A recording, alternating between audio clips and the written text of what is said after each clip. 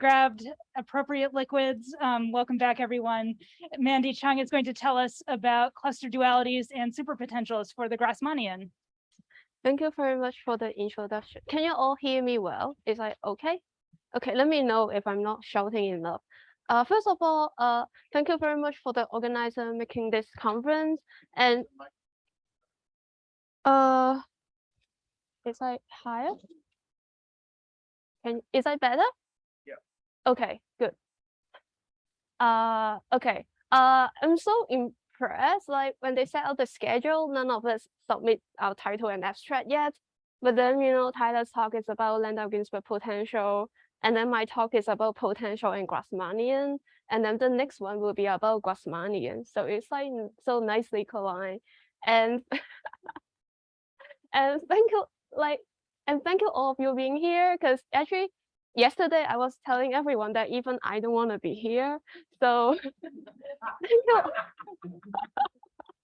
Like they all know. I was like, oh no, I like get somewhere with AC. Like, but okay, you're here, so let's get started. Today, my talk actually the goal, what we want to achieve is very simple. We only focus on Grassmannian, though we'll talk about more general setting. Marsh-Rietsch and Marsh-Rietsch, they wrote down the superpotential for Grassmannian in terms of Plücker coordinate. And then on the other hand, a kind of hint out in Tyler's talk, but we also have this Gross-Hacking-Keel-Kontsevich or the Gross-Hacking program, scattering diagram, Phasor Function thing, and from there we can write down the potential as well for Grassmannian as well. So the question is, as naive as there's like two potential, which as in the talk you are going to see they're written in a very different language. So are they the same? So this is what we achieve with Bossinger, Magee, Alfredo, Najera-Chavez, which we construct this P map that we identify the two potential from the two setup. And today in the talk, like as you can see, we have many substance in the talk. So here is the outline. The first thing is we are focusing on Grassmannian, but to achieve this map, we make use of the cluster structure of Grassmannian. So the first part of the talk is we'll go back to Zarinsky, cluster algebra, how we do mutation, and then how we can see the cluster structure of Grassmannian. Once we have the cluster structure, we go to this GHKK well, which how to use scattering diagram to construct give function on cluster variety. So that is the next thing. And then after we set up everything, all the notation and background, and then we'll move forward and go back to understand Grassmannian again, but in the language that we just developed. And then at the end is we just write on the map. And then at the end, I hope we'll have time that we'll see how this map fit the mirror symmetry expectation well. So here we go. Cluster algebra is developed by Zarinsky, which we start with something called a seed, where a seed is, this is a rank n case, dimension n case with n independent variable and an exchange matrix, which is skew symmetrizable. What skew symmetrizable mean? You can imagine as you can pull out the scalar such that it is a skew symmetric matrix. But from there, how do we do? Like cluster algebra is like you have involved an iterative, I love the butterfly there, like procedure of creating new cluster variable. So how we do is we start with something we call initial seed S, and then we have all the variable and the exchange matrix, and then we mutate on it, that we got a new collection of variable. What's new here is we take out the cave one, this is mutation at the cave vertex, and then we insert a new variable to it, where the exchange relation or how we define this new variable is by this formula, which is the old one times the new one equals to this bunch of things. You can see this is how the exchange matrix come in. Basically speaking, you are like looking at the row, like divide up which is positive and negative, and then we power up, and that's it. We're going to see by an example. So if this is your first time, don't get upset about me. And then from here, we'll keep on iterate, keep on mutating. And then we'll look at the collection of all the cluster variable we obtain by this iterative procedure. And then we'll will have the algebra generated by all those variables, which is the cluster algebra. Next, we're going to see, I'm not going to give you the formula here, but we also have here, I emphasize this is an A thing. So here I got the A cluster algebra. We have something similar, but we call the X cluster structure. It's the exact same procedure, which we start with SID, we have mutation. The only difference is this formula here, how we obtain the new mutated variable. So that is the only difference we have in the X cluster structure. The standard example in the cluster theory is this A2 example. We start with two variables. Sorry, this A2 is not the same questions. Okay, let me know if I'm running too fast because I'm a bit anxious about time. A1, A2, and the exchange matrix is this skew symmetric matrix. So what we do now is we mutate at position 1, and then we have the old and new variable equals, we look at the first row, only 1 minus, so we have 1 plus, this is at the location 2, so it'll be A2 to the 1, we take absolute value, and then here we denote this new variable as A3, and then we have this expression, and we obtain this new mutated set is A3, A2, and actually we do mutate on the exchange matrix as well. In the when2 case, we only take transpose, so I'm not giving you the formula here, but if you want, let me know if you want the general mutation formula for the exchange matrix. So this, as we mentioned, this irritation process move on and on. So the next step, we can mutate at index 2. So we have A2 times the new A2 prime, which is A4, is 1 plus A3, because we have A3 here. And then we can substitute back what is A3 and we obtain this. Usually I do one more slide, which we have A5, and then A6 will be going back to A1, which is the finite example. But today, what we'll do next will be Grassmannian, how we understand the Grassmannian cluster structure, which is, we were talking about mutation by the exchange matrix, but we can understand it graphically pictorial as well, which is a triangulation of an n plus 3 gon. Here we have a square, and then here we flip a square that represents our mutation. What does that mean in terms of our exchange relation? What that means is actually each edge in the triangulation is, I don't know, let me put it in a better way with the butterfly. I don't know. Which edge actually gave us a cluster variable. So in the old set here, I have A12, A23, A34, A41, and one more cluster variable 24. Flipping here just means I turn 24 to 13. So here is the O variable times the A13 variable. And then here how I dictate the exchange relation is I multiply the opposite edges. So it's like 1, 2, 3, 4, and 1, 4, 2, 3. So you can see this is a way, this is how we can translate the mutation in terms of this triangulation of n plus 3 gon. But you can see here, or maybe here already, this is, if you turn my A to P, which is, we are better than, this I keep on saying, we are better than our calculus 1 student, like having a variable as A and P is the same, that this is exactly Plücker coordinate of girl 2n, or 2,4 in this case. And in general, for 2n, like here we can talk about the mutation in terms of triangulation of n plus 3 gon. Like this is the 2,4 case. For girl 2,5, it's like we are having a 5 gon. So you can see I have one triangulation here. And then I look at this quadrahedron. I perform the same flip. So that's why this picture is very general, even though it's just 2,4. I look at this quadrilateral here, which is exactly this one. And I flip, which I got this one. So you can see here, we can in general get the Plücker relation of girl 2n. And this is what is done by von Myserinski and also from Scott, which is the homogeneous coordinate ring of Grassmannian K and carries cluster structure. And one thing I want to note you here, which is when we flip this angle, you can see we cannot flip the boundary, right? Like no matter what triangulation we have, we can only flip the diagonal, right? So you can see here in this case, there are some variable that we are not flipping. That is, we are not mutating. Those are in the cluster theory. We call them the Phasor variable. So those are the variables that we do not mutate. And one more observation here is that what are the Phasor variables in this picture? As we mentioned, they are all the boundary of our angle, right? So actually in this picture is all the consecutive, the variable with consecutive integer 1, 2, 2, 3, 3, 4, and 4, 1.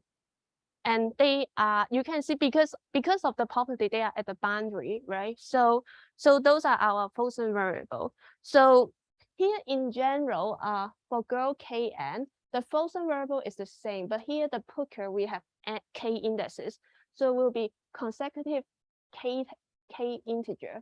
The Plücker coordinate that correspond to consecutive k integer I to I plus k. So, but one thing to know, we are going to talk about X mutation. X mutation also mutate, they mutate at the Phasor indices. So here, Phasor variable, we're going to switch the language of Phasor variable to Phasor indices. Like in the A mutation, we do not mutate at the Phasor indices. But for the X mutation, we will also mutate of the Phasor indices. So that is like one difference between the A and X mutation as well. But here, just the lesson learned is our Phasor variable are just those Plücker correspond to I plus 1 to I plus k.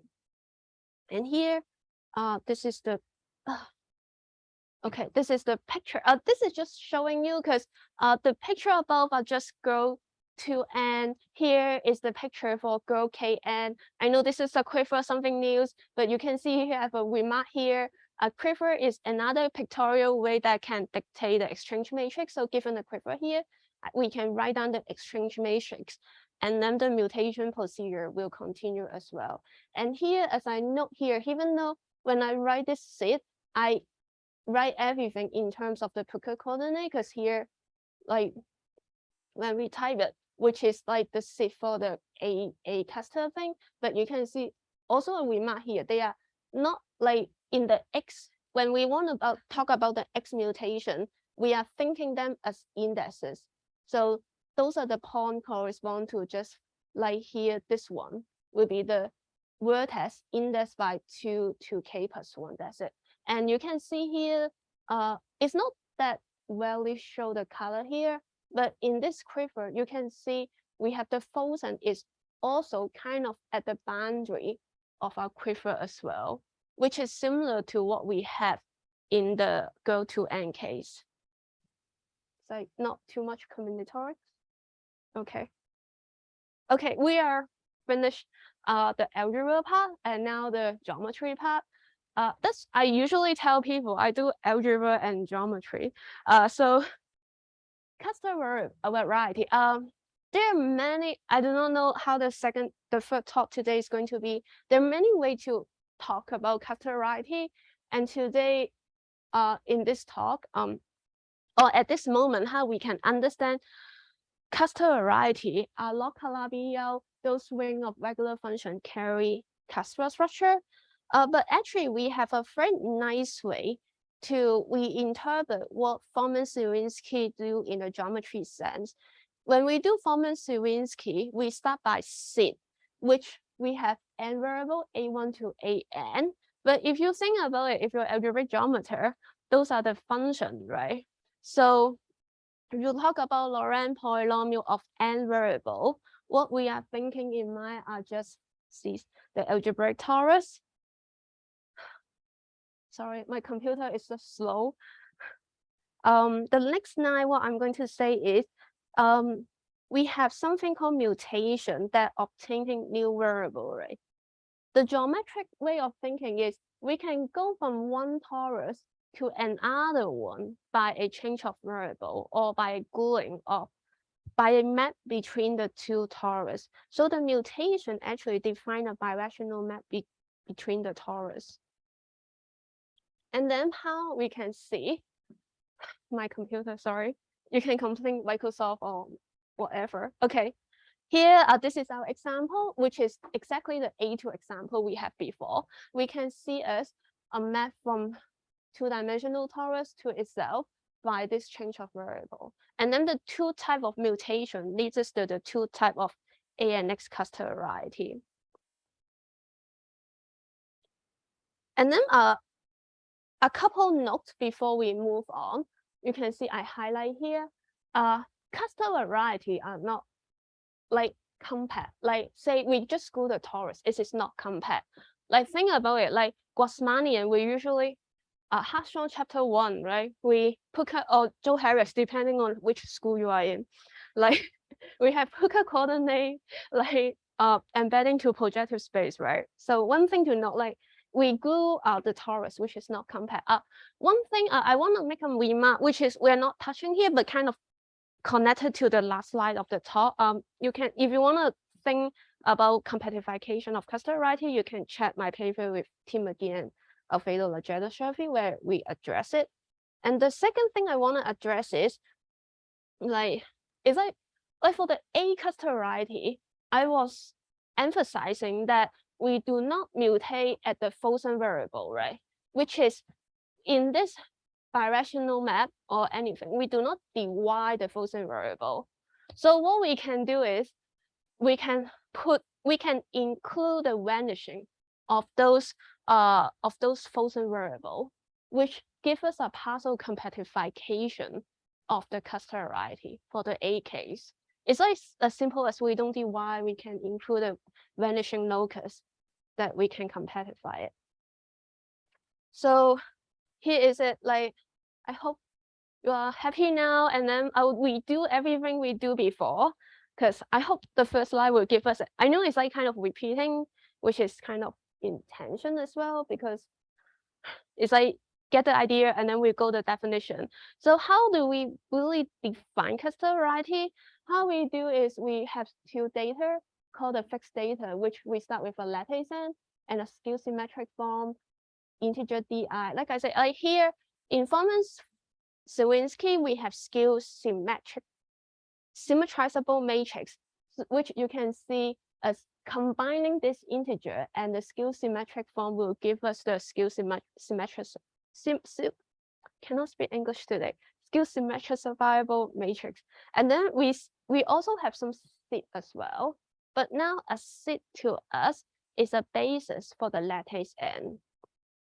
So how we do is maybe I shouldn't keep that much. But anyway, here from this seed we can talk about the dual basis.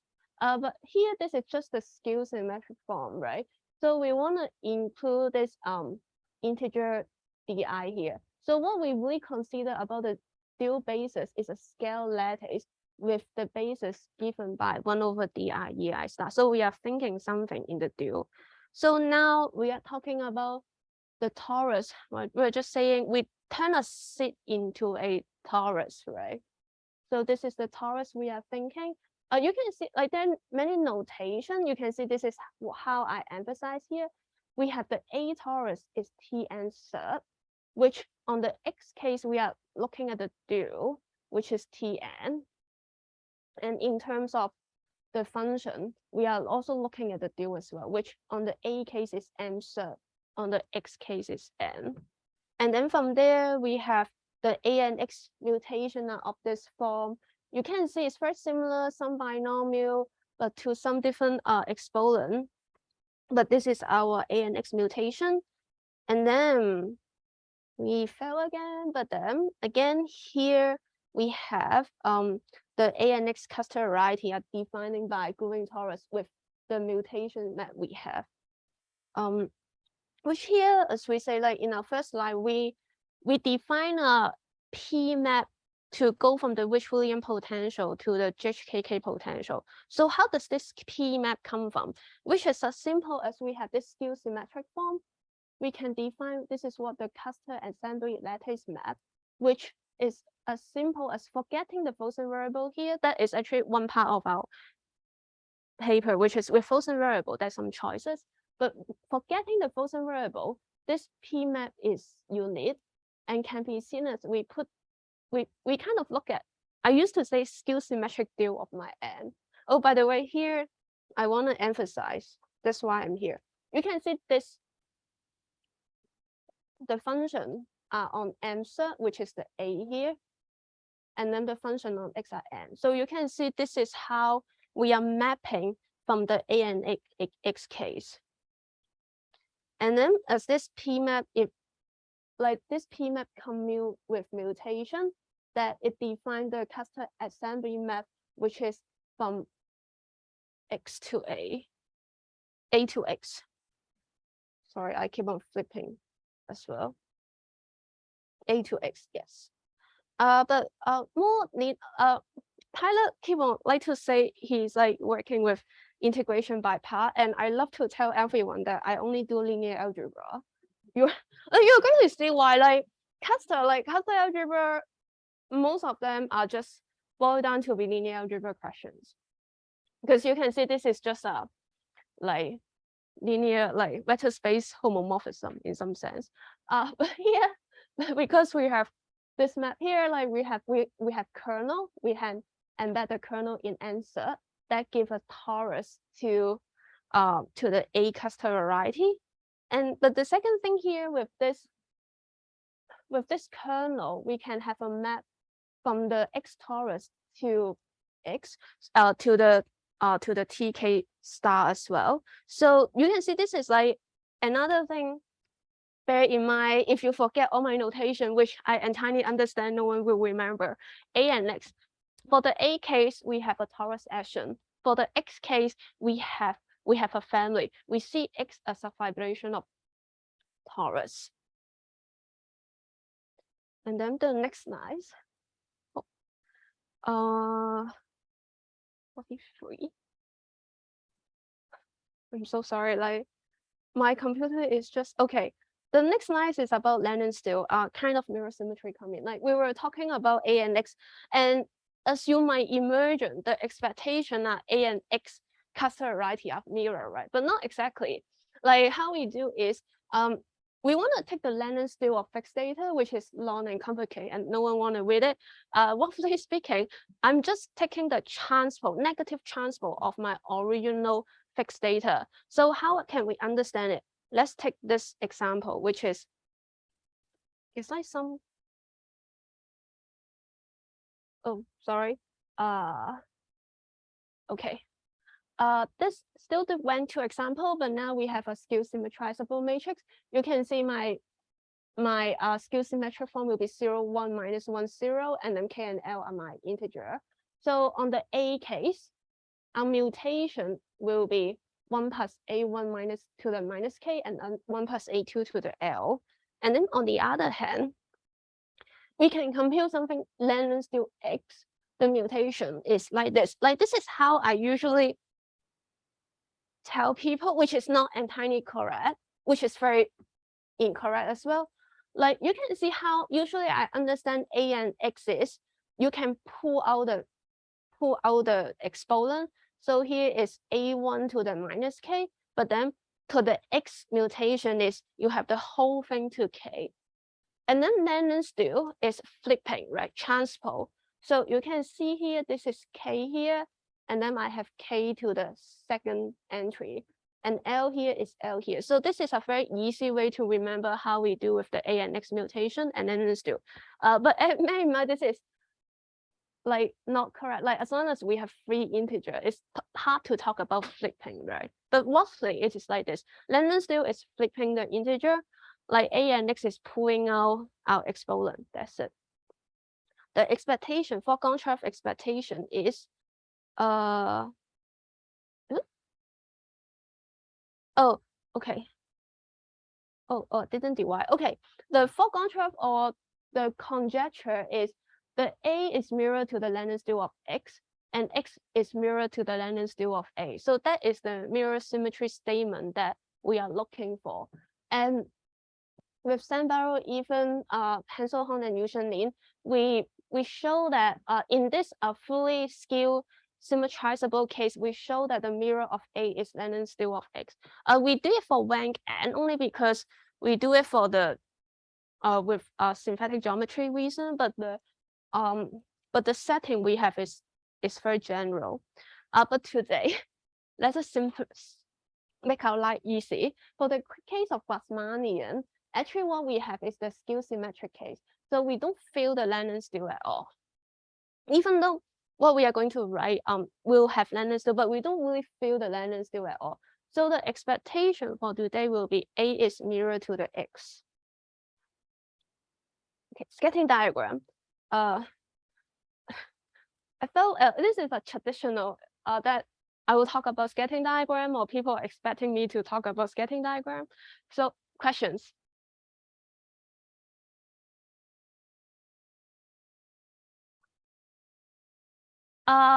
Depends on whom you are asking. I think foregone just conjecture it. But I think as we are going to say, it's like cluster algebra were defined originally to deal with all the homogeneous space, and they have this transpose expectation over there. But like I said here, this work, what we do is we really use the Gross-Hacking-Keel program, and we go from the A cluster variety and we write down the scattering diagram for the Langlands dual X cluster variety. So that is the expectation as well. And then actually, let me say, I feel like we are the first to do the skew symmetrizable case. Usually when people like most, let me say, I don't know, maybe we shouldn't record this. Okay, I shouldn't continue. But this is the expectation. Like today we have Connie's result, which Williams result, that they use potential Grassmannian. They also in their paper, we are going to see actually, they also give A and X cluster structure to Grassmannian as well. So that is how they can interpret this mirror as well. So I would say like this mirror here, that's why it's conjecture, it's very open, and depending on what mirror that you are thinking, you can put into it. Okay, great. Thank you for the question that I know there are people still paying attention until now. Okay, scattering diagram. Like I said, like the work here with Sandel, Even, Hanselholm, and Yusheng Lin, we actually explicit the mirror here is we get the scattering diagram for the Langlands dual X cluster of variety, X cluster structure. So but today how we see scattering diagram is we can describe this algebraic combinatorial cluster variety by this scattering diagram. What is scattering diagram? We first have the setup. We have the fixed data. We have a lattice. We look at the dual lattice, answer tensor with R to have the vector space. And scattering diagram is a collection of wall with some conditions, with some type of finiteness and consistent. Today my scattering diagram will always be consistent. So I assume the consistent condition here. But here I'm telling you scattering diagram a collection of walls, right? Despite all the conditions. But then what are the walls? The wall consists of two data, which the first one D is what we thought about wall. It's some cone in codimension 1. And notice that here, cluster scattering diagram, we always start with the A cluster scattering diagram. So the wall here is in MR. Like that is what we emphasize. The function are in M. But what we have more is we have this wall function associated to each wall, which is a power polynomial or power series in this direction lying in the hyperplane. So how does that look like? Again, the A2 example.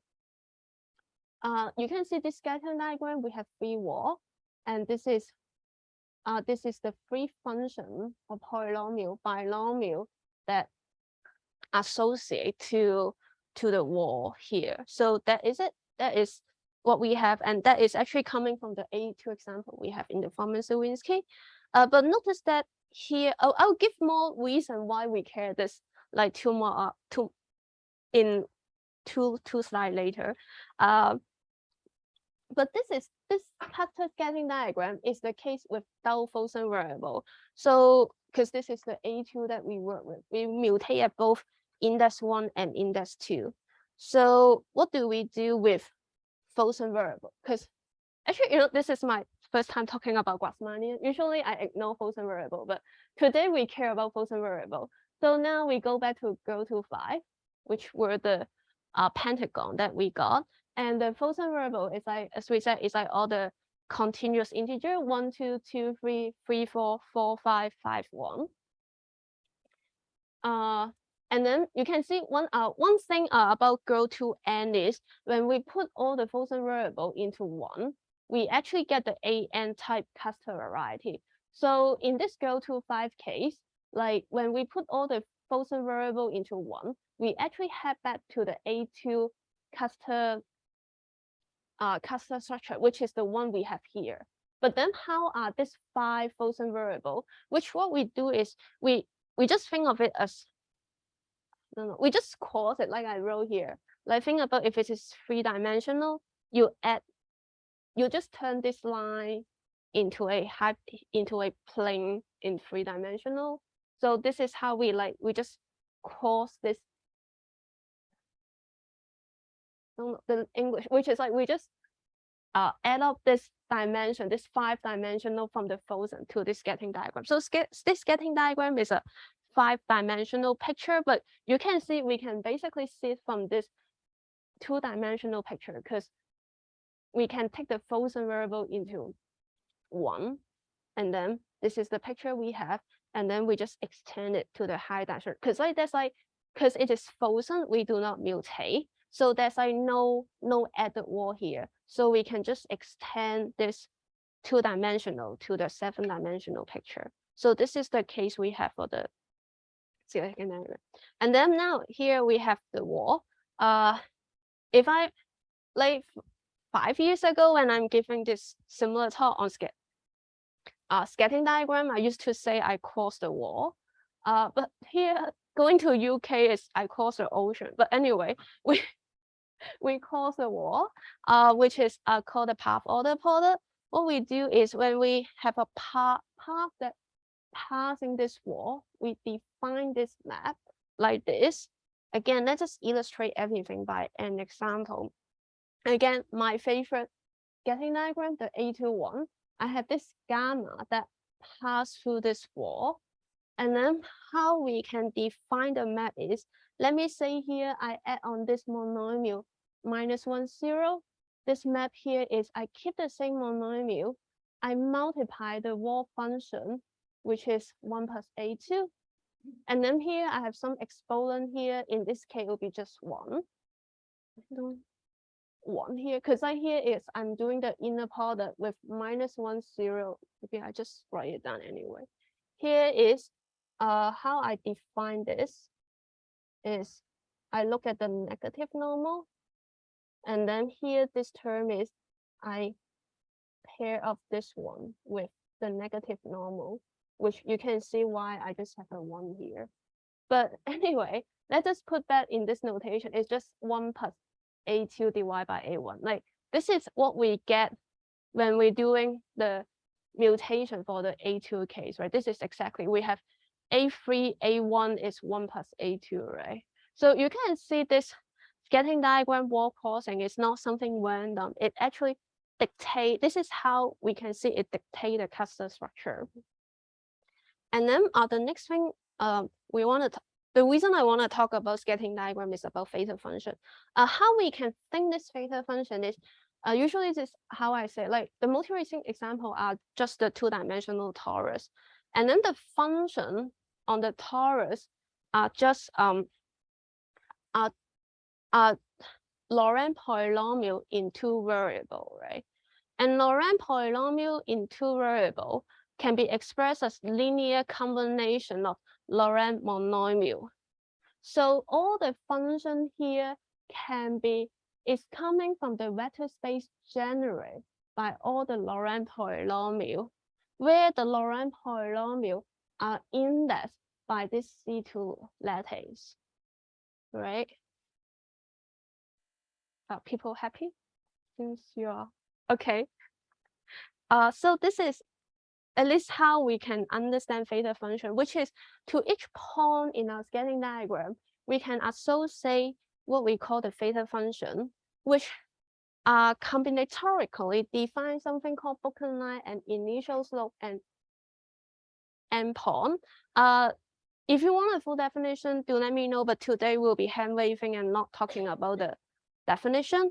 For today, we'll imagine this Phasor function are calculated by path order product, which is, you can say, I emphasize, generally not true. Only today, like how we can see it is, it's like the same calculation we have. Now I look at this Phasor function correspond to the index -1, 0. How we see is we can kind of see this is a point at -1, 0. And this is what we call the positive chamber that we really want to go to. So we think of this path gamma to go from this point -1, 0 to this positive chamber that is ugly written. But this is something that we just calculate, right? For this path, how we have is we have set to the -1, 0 map to set to the -0 times 1% to the 0, 1. And this is our Phasor function. And again, this is exactly what we have when we were in the Forman-Sawinski world, because at that time we have A1, A3 is 1 plus A2. And then we were like, oh, A3 is 1 plus A2 divided by A1, right? So you can see here that the lattice point on scattering diagram will give cluster variable or cluster monomial of the corresponding cluster structure. But here is a bit digression about the point. Like that is what I just said. Point in the scattering diagram, like within the cluster complex, associated to the cluster variable and cluster monomial. What Gross-Hacking-Keel-Kontsevich do, or with Gross-Hacking-Keel as well. How we now understand the point is, we identify the point in the scattering diagram with the tropical point on the Langlands cluster variety. So this is what we have, which is, here is, we have the A scattering diagram. What we emphasize, the wall is in MR, M2R, which if we go back to the story, that is, we have X is defined by TM, the torus coming from Tn, but here we have a surd that corresponding to the Langlands. So all in all, like again, we can talk about that in detail. The story here is the point in the scattering diagram correspond to the divisor of the mirror space, because what we are expecting is Langlands X is the mirror. So how we see Langlands X is mirror. So this is how, like going back to Tyler's question, which in terms of scattering diagram, we are already thinking about some type of mirror symmetry already. So how much time? Should I still have 20 minutes, right? Yeah. Okay, good. We go back to Grassmannian, which is something we learned, I don't know, when we were young. Pardon? Kindergarten, maybe nursery. I don't know. Like, actually, I never formal. I don't know. Maybe I did forget. Yeah, it's like too long, you know. It's like something I learned at my free. Like Grassmannian is like capering in, embedding in CN. I don't know one typing here. Okay, with Plücker coordinate, which is something we got before, which have distinguished divisor. Which here we coming back to the storage. This anti-canonical divisor of Grassmannian is defined by the vanishing cycle of our Plücker, in particular, our Phasor Plückers. So what we do is actually not we do, but what Marsh-Rietsch and which William do is with Scott as well. Many people do. We look at the open piece of the Grassmannian, which we take out this divisor, which in the Lie theoretic language, this is called the open positron variety. I just name here. I'm not going to use it, but just to let you know if you read those papers. But you can see like we say cluster A are not compact, right? So we go back and think the other way. Now we can start with this open thing, and then we can see Grassmannian as the compactification of this open thing by the boundary divisor D1 to Dn. And like I keep on emphasizing, you can see I type it up.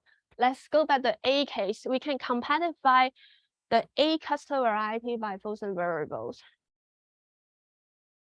And so the next couple slides will be, I hope I still have you here, not getting lost. So here is a goal. Write down the A and X cluster structure for Grassmannian. Even Scott, we have the preferred triangulation of polygon, but now we can understand this cluster structure in a geometrical way for Grassmannian. So recap, this is Scott's work. How we really see, like we see the cluster structure, we look at this, we actually think like we look at the affine cone of it, because projective we don't have wave function at all. So we have the affine cone corresponding divisor in when we lift up to the affine cone. So this is the A cluster variety that corresponding to the Grassmannian. We are actually living in the affine cone. And then this is the thing. I know it's like I have complex pictures. I was thinking to cut into 2 slides, but I know time is limited, so I combine everything. But this is at least this is something we learned at 3, which is we go from the affine cone. Actually, this is Hartshorne 1.2 exercise. Affine cone to our projective space. This is with this D-star action, which Tyler kind of mentioned some action here. So this is what we have. And then here are the A structure. We are having open piece. So we embed everything to the, and here that is it. This is actually what we are thinking as our Grassmannian, which we are quotienting now our A cluster variety by C star, which you can see is embedding to the Grassmannian that we have. So one thing to note, actually this is one thing we don't touch, but that takes us why so long we still haven't posted this paper, which there's like some hidden choice minus in our choice of cluster structure that I don't indicate in this picture, but that will be something that appear when we write it out. But this is like one thing, right? This is why when we were talking about the PMLs, I emphasizing for A case we have quotient. So now for the X case, still A case here. So we compactify this scale Kn with the boundary divisor. And then this is how the algebraic model, how the scheme work, which is with each component in the boundary, irreducible component in this potential, we write a term in the potential of the mirror space. So that is, but that is one thing we emphasize. I was like very sketchy, but we're saying sketching diagram, the point give us Phasor function, the point corresponding to divisor of the mirror space.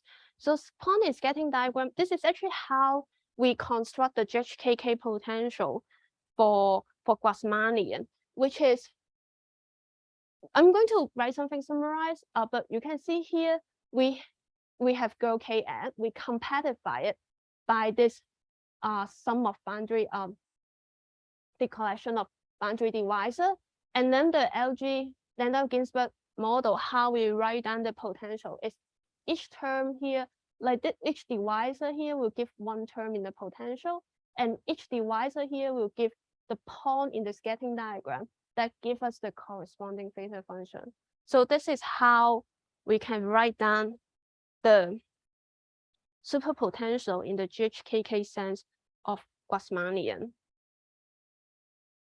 And then now is the X case, which William give girl Kn, and actually they are talking about girl n minus Kn, that's why I wrote here. With an X cluster structure by this network parameter. But then let us recap, going back to the GHKK well, how we see the X cluster variety, we see them as a family, fibration of the torus. So what we do is we identify this PK star as the Picard group. And then I know it's a bit complicated, but this one is like for correctness, which you can imagine this diagram is here, which here we have this family here. This is kind of our X family. You can see everything is, the reason we wrote that is everything is the same up to codimension 2. And then here is how we see our Grassmannian is a fiber of a pawn in this family.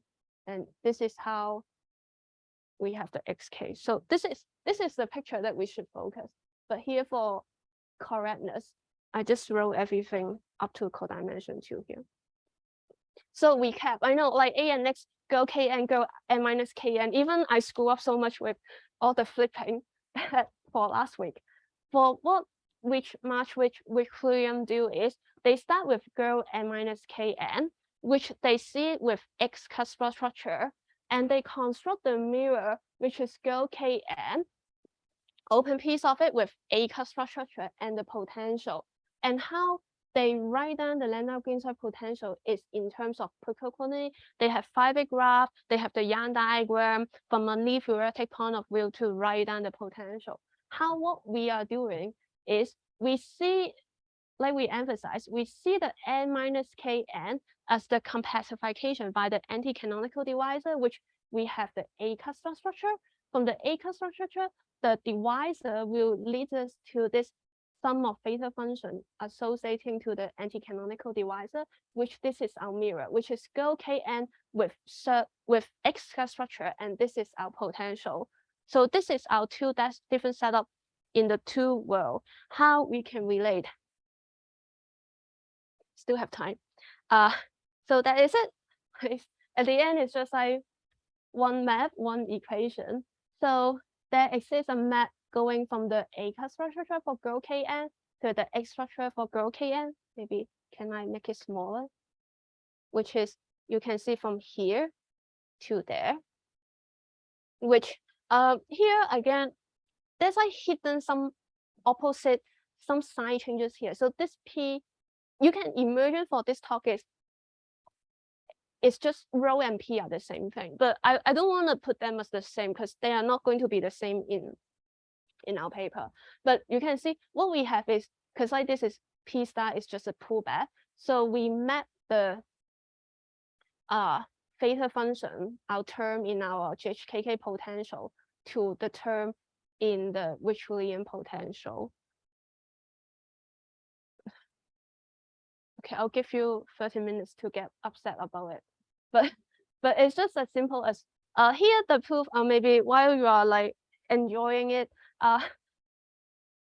like the proof involves almost nothing I have taught in this talk, but some combinatorial gadgets like maximal green sequence, optimize it, everything that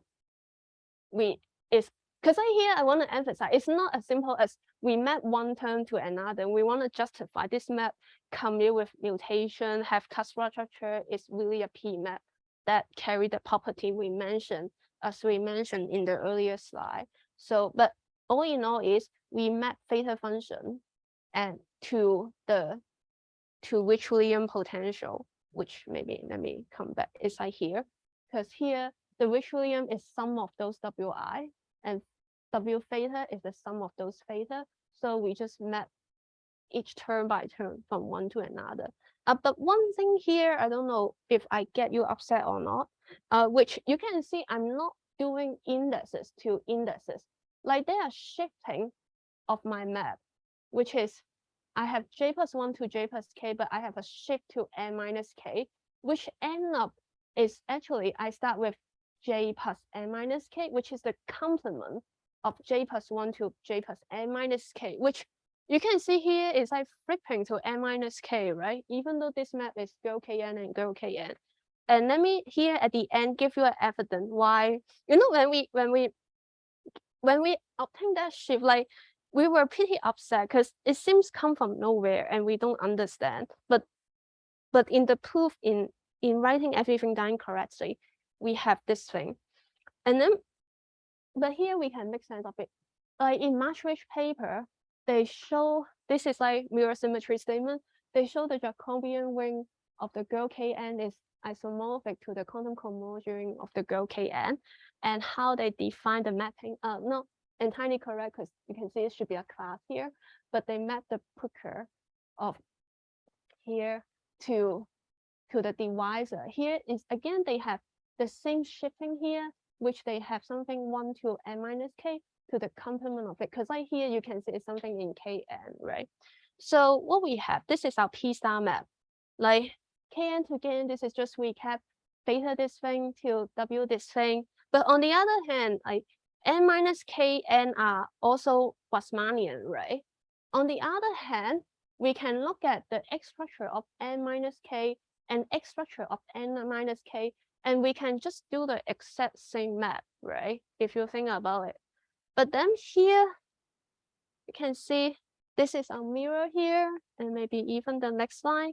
The expectation is this X girl kn is mirror to A girl n minus k, and this A girl kn is mirror to n minus k. And if you look at this term here, this theta is the divisor, which is just exactly we have this shifting of indexes as Marsh-Rietsch does as well.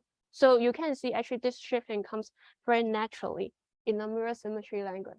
Oh, actually, I finished before time. Okay, very final slide. Polytope. The other paper that about this Grassmannian is Williams paper. They show the mirror symmetry for Grassmannian. How they show is, you can see they show two polytope, which is they start with n minus kn. They look at the Newton-O'Connor body coming from the divisor. And then on the other hand, they look at the superpotential, they tropicalize it, which they have obtained another polytope. But you can see it's like from the A side. This A and X is there, A and X. So which Williams result is they show this Newton-O'Connor body from the X side is the same as the superpotential from the A side. So what we have is, but here let me emphasize, when which Williams do it, they are not, they just like working in, if you read the pair, like R n times n minus k in the vector space. What we do with Bossinger, Magee, and Najera-Chavez, what we do is we have scattering diagram, right? That's why we talk about it. We can turn everything in scattering diagram. And actually we are like, think about here, like we are looking at the divisor. We can define a valuation that map the Phasor function Plücker to the point on scattering diagram to the tropical point. And on the other hand, here is like already tropicalizing the potential, which is something in our scattering diagram. So with this P star map, we actually obtain, we can obtain the result as which Williams does, which is the null body is the same as the superpotential polytope. And the proof here, like there's a bit of the proof we involve, and we involve something theta reciprocity that comes with the that it exists for the Grassmannian case, but with Chavez, Meadow, Tim Magee, and Greg Miller, that we generalize this theta reciprocity to more general settings. Okay, one thing is I advertise, not for me, but to my collaborator, that's this conference in Istanbul next week. And Chavez is going to talk about this piece of work. So if you're interested about this valuation divisor cluster thing, like can encourage you to his talk. But anyway, we can identify the polytope by this P star map. And I'm finished before time. Thank you so much.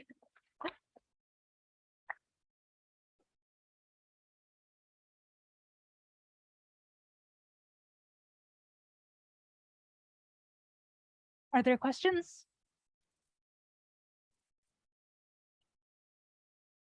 It's like too hot. No one want to stay here. Tyler.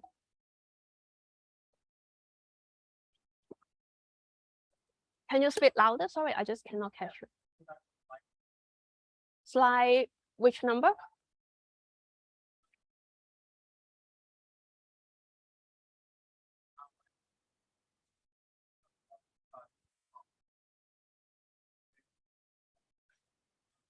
I skipped too much. Which side that you want to read? Like at least okay, can you be more specific about your question? So what exactly doing by finding that you can bodies associated with the divisor here, and what does it mean in the context of the tropical? I don't know if I fully understand your question, but there's like two perspectives of your question. The first one is staying back to William, which they just show it.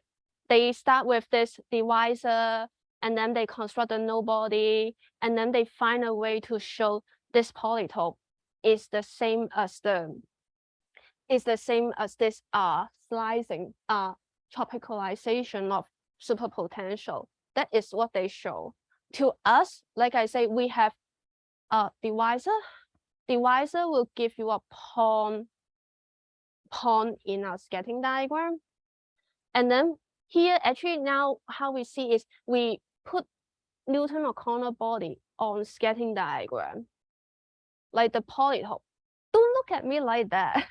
Like, I mean, like you have a polytope, like have you been into my other talk about like Bossinger convex polytope? Like with a polytope, you can compactify cluster variety. And that is what Newton or corner body kind of doing, isn't it? So yes. Yes. Yes.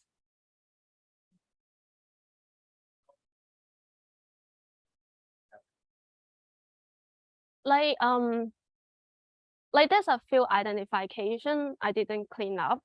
Like here, I felt like the first question you have is how you have the divisor that mapping to the pawn, right? Which is something that one need to work out. Like I don't know, it's like we can do it theoretically, like, but again, like how you want to start with your scattering diagram. Like the way I do it here is we start with variable, and then I draw the scattering diagram, right? But then here, on the other hand, you also start with divisor, and then just see all the points corresponding to divisor. And there you can have your Newton or corner body. Maybe I can show you, I don't know, like, let me make myself help here. Because that is not that relevant, I know, like, but that is like the example. Can I pull that out for 1 second? Oh, but it's still sharing, gosh. It's not too much secrets anyway. It's just like, let me see. You can see this is my primary photo. Yes. I believe that your cluster right here has the first action. By the A. And then this first action gives you a moment map that the Newton-Acunkov body is a kind of polytope that is the image of this moment map. This is my feeling actually from the. Yeah, it's something that something like that. I want to look for as well. But let me see.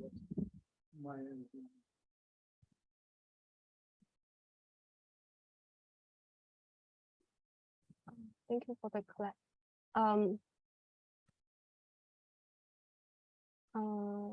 Okay, this is the girl 3-6 example. Can you see it? 3-6, which is, you can see here, like you can see here, all my indexes here are indexed by Plücker Young diagram. From there, I can write my scattering diagram as well. So there you can see how I can put everything into scattering diagram.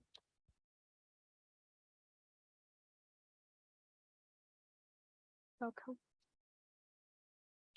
Okay, let me go back to, sorry. Oh, it's not charging. Like,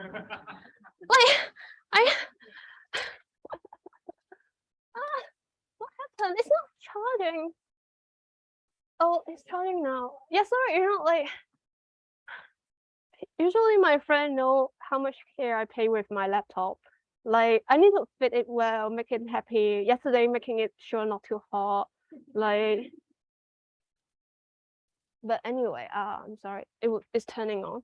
Or any more questions without the slides? Or... Let's thank Mandy again. Thank you.